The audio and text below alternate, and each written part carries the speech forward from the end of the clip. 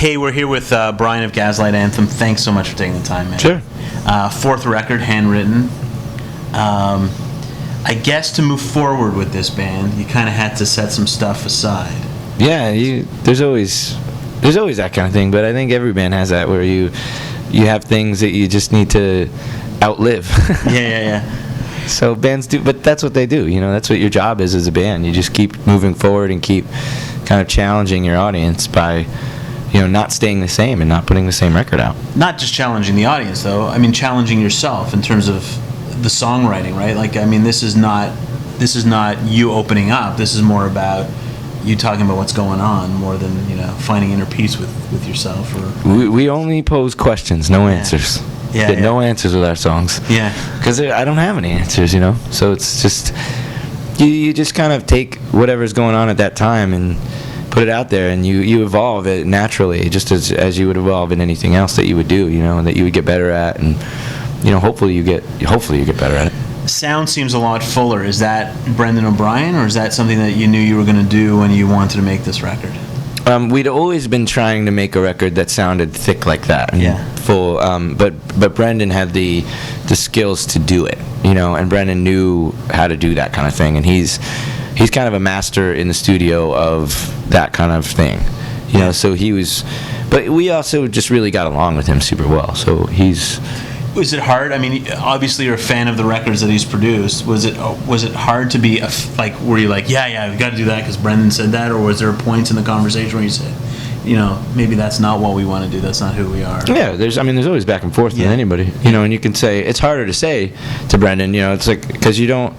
You give him the benefit of the doubt. I mean, usually that's what I would do. Right. But yeah, there were times where I was like, Brendan, I don't know about that, and he'd be like, all right, we don't have to do that. Yeah. It's up to. He's like, he always would say, it's your record at the end of the day. Was setting up in Nashville a cool thing for you to do in terms of just being there with the guys and writing the record and just being in a different space? Yeah, we just went down there just simply to get as far away from where we were from and where everybody knew us as possible, And refreshing. I mean, and just specifically to put the 59 sound away and that whole thing away so that you could write a new record as the Gaslight and reemerge. Well, we wrote the songs at home. We wrote them in New Jersey, and then we went and recorded them after we rehearsed and kind of did everything else. Let me ask you about a couple songs. I'm just going to pull them up only for reference, not because I haven't listened to the record. I told you before we sat down. Right. No, I know. It's nonstop. 45, love it, rocking out right out of the gate. I mean, there's no waiting around here for you. No, there was just bang. That's the way we tried to do it. Here Comes My Man. So here's something new. A lot of riffs and some harmonies. Yes. Yep. That's new for you guys. Yes, very much so. Was that crazy for you guys to hear that back when? Yeah, because we never harmonized before. But I was talking to Brendan about Diana Ross, and I was like, I want the chorus to sound like the Ronettes, know. And he was like, well, you gotta have harmonies all over the place, and I was like, okay, let's do it. Not very punk rock. No. Too Much Blood. Yep. Are you channeling a little inner Cornell in there?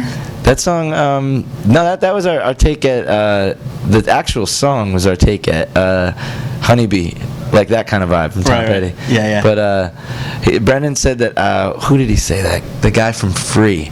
That's who he said I was trying to. I was sounding like just screaming a little. Paul Rogers, is that his name? Yeah, Paul Rogers. Yeah. He said that he was like, okay, you sound like Paul Rogers. I was like, that's cool. Howl though is classic Gaslight. Yeah, that's like if there's going to be a track that's going to be straight ahead. The Ramones just go 2 minutes. I think it's 2 minutes and 4 seconds. And Biloxi Parish, I just see a lot of people clapping around, dancing around to this one, like stadium. I don't want to say stadium rock. Stadium is a tough word. But it's a big room rock. Yeah. And I see a lot of people just jumping around. Yeah, I mean, we just wrote that one. That came out of just a little riff, and then turned into that. Okay, but that's a weird thing for you to say, a little riff. Yeah. Because that's new, right? Yeah, we all write together now, and we write, we kind of jam more, and I was just kind of sick of the whole how many chords can you play on an acoustic guitar? And like I'm done with the folk music thing. Like I like folk music. Don't get me wrong. Like somebody's gonna be like, I don't like folk music anymore. And then on the internet, you know. Yeah. And then no, I like folk music, but there was a time for that, and the time is done for that. And for us, we wanted to, you know, in the evolution of a band and how to keep going, you know, we had to invent new things. That being said, National Anthem kind of is a throwback to that folk thing and that more mellow kind of sound, and it's a beautiful way to end a record. But it's a different thing because it's a finger-picked song. It's not just, you know, there's a lot of guys out there, you know, just strumming away, and you know, I think that I try to look as far as I can get into it, and you know, where you had the earliest guys, you know, Woody Guthrie and those kind of guys, they were finger picking, and they could do that really well. How much is the songwriting process for you still?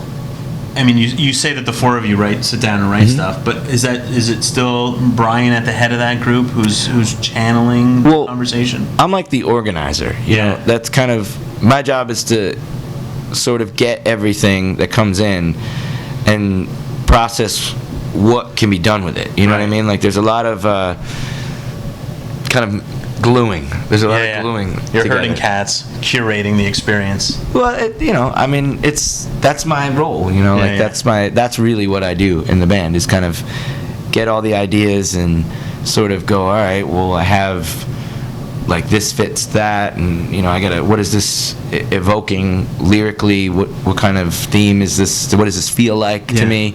You know, and then to just also not guard it and just let it come out on the page. You know, so it feels good to listen to a record from top to bottom that sounds like a complete album. Yeah, you know, we've gotten away, and we could blame iTunes because, you know, it's. I like iTunes. I know, I'm just saying.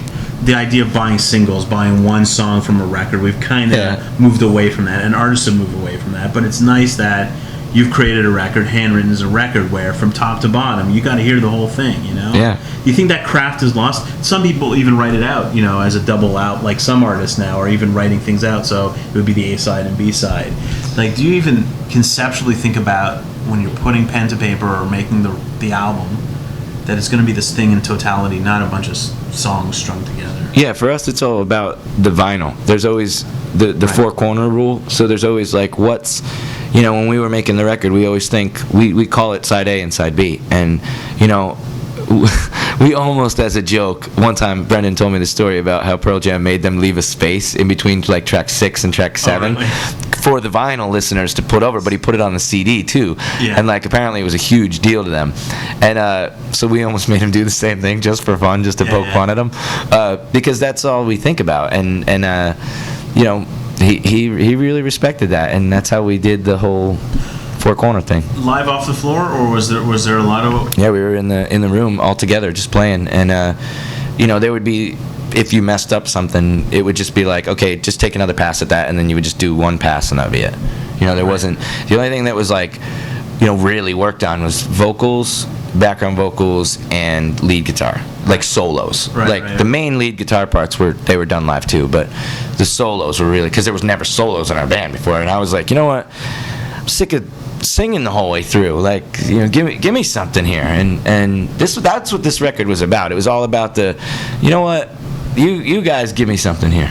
I want to hear some riffs. I want to hear something. You finish this song. I can't finish it. You know, when I would get stuck instead of throwing it away, because that never really came up before. Right. You know, they would always just like have these songs, and then they would write their parts over them, and that would be it. As big as 59 Sound was, and the last record, American Slang, is this it? Like, are you feeling really strong about this record in terms of how? Is this, I don't know if it's it. I don't know. Not in terms of being done by any stretch of imagination, but is I don't know. To blow up, you think? I don't know. I mean, it's really early to say. Like, it's not out yet. But the perception of our band and the actuality of our band are two different things. Because, like, explain. Well, like the 59 Sound, like people are always like, that's a hit, and actually it didn't chart.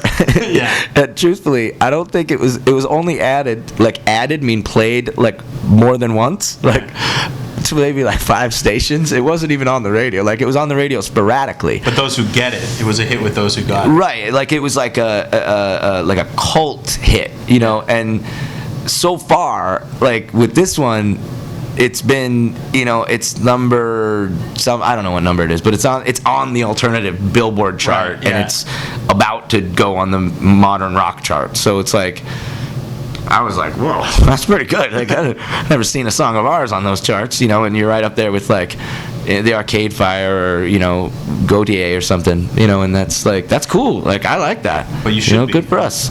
I mean, you have the chops, and you have the people who enjoy your music, whether they're celebrity or not, Yeah. who all enjoy your music. I appreciate it. Why can't more people enjoy it? Why not? I mean, hey, enjoy yourselves, people. I mean, that's what it's there for. But no, yeah, for us, it's good. It looks like it's gonna be. It's so hard to say though, because like if I say anything, it could just be like bam, So I'm not gonna say anything.